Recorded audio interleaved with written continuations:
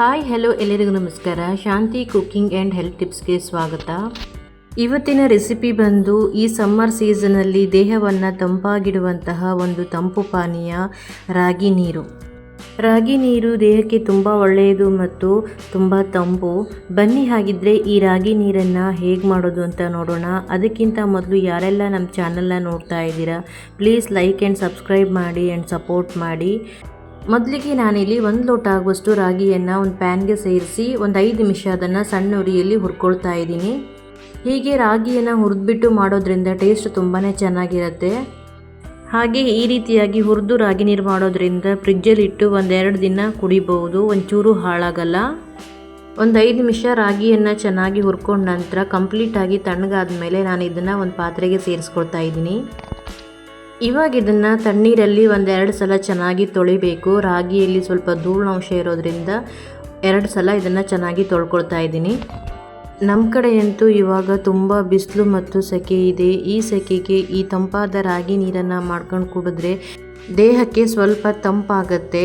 ರಾಗಿಯನ್ನು ಚೆನ್ನಾಗಿ ತೊಳ್ಕೊಂಡ ನಂತರ ಒಂದು ಮಿಕ್ಸಿ ಜಾರಿಗೆ ಸೇರಿಸ್ಕೊಳ್ತಾ ಇದ್ದೀನಿ. ಹಾಗೆ 1 ಕಪ್ ಆಗುವಷ್ಟು ಹಸಿ ತೆಂಗಿನ ತುರಿಯನ್ನು ಸೇರಿಸ್ಕೊಳ್ತಾ ಇದ್ದೀನಿ. ಆದಷ್ಟು ಎಳೆಯಾಗಿರುವ ತೆಂಗಿನ ತುರಿಯನ್ನು ಸೇರಿಸ್ಕೊಂಡ್ರೆ ಒಳ್ಳೆಯದು. ಫ್ಲೇವರಿಗೋಸ್ಕರ 1-2 ಏಲಕ್ಕಿಯನ್ನು ಸೇರಿಸ್ಕೊಂಡು ರುಬ್ಬಕ್ಕೆ ಎಷ್ಟು ನೀರು ಬೇಕು ಅಷ್ಟು ನೀರನ್ನು ಸೇರಿಸಿ ಇವಾಗ ಇದನ್ನು ನುಣ್ಣಗೆ ರುಬ್ಕೊಳ್ತಾ ಇದ್ದೀನಿ. ನೋಡಿ, ಇವಾಗ ರಾಗಿ ಹಿಟ್ಟನ್ನು ರುಬ್ಬಿಟ್ಕೊಂಡಿರುವಂತಹ ರಾಗಿ ಹಿಟ್ಟನ್ನು ಜರಡಿ ಮೂಲಕ ಒಂದು ಪಾತ್ರೆಗೆ ಸೇರಿಸಿ ಗಾಳಿಸ್ಕೊಳ್ತಾ ಇದ್ದೀನಿ. ರಾಗಿ ದೇಹಕ್ಕೆ ತುಂಬ ಒಳ್ಳೆಯದು. ರಾಗಿಯನ್ನು ಅನೇಕ ರೀತಿಯಲ್ಲಿ ನಾವು ಅಡುಗೆಯಲ್ಲಿ ಯೂಸ್ ಮಾಡ್ತೀವಿ. ರಾಗಿ ಅಂಬಲಿಯಾಗಿ, ಮುದ್ದೆಯಾಗಿ ಅಥವಾ ರಾಗಿ ಮಣಿಯಾಗಿ ಈ ರೀತಿಯಾಗಿ ರಾಗಿ ನೀರನ್ನು ಮಾಡ್ಕೊಂಡು ಕುಡಿಯೋಕ್ಕೂ ಕೂಡ ತುಂಬಾ ಚೆನ್ನಾಗಿರುತ್ತೆ. ಹೀಗೆ ನಿಧಾನವಾಗಿ ಸ್ವಲ್ಪನೇ ನೀರನ್ನು ಸೇರಿಸ್ಕೊಂಡು ರಾಗಿ ನೀರನ್ನು ಗಾಳಿಸ್ಕೊಳ್ತಾ ಇದ್ದೀನಿ.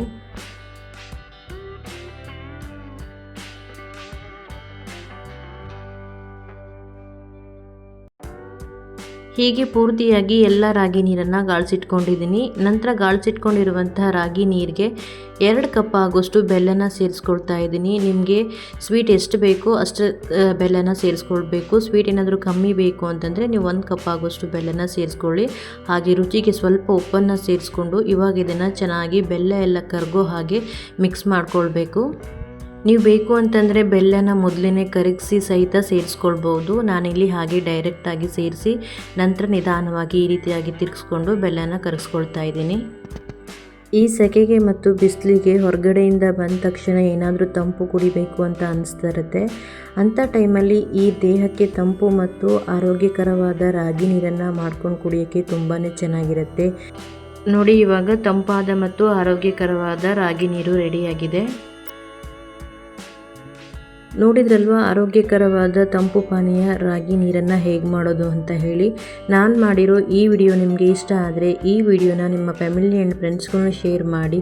ಹಾಗೆ ಯಾರೆಲ್ಲ ನಮ್ಮ ವಿಡಿಯೋ ನೋಡ್ತಾ ಇದ್ದೀರಾ ಪ್ಲೀಸ್ ಲೈಕ್ ಆ್ಯಂಡ್ ಕಮೆಂಟ್ ಮಾಡಿ.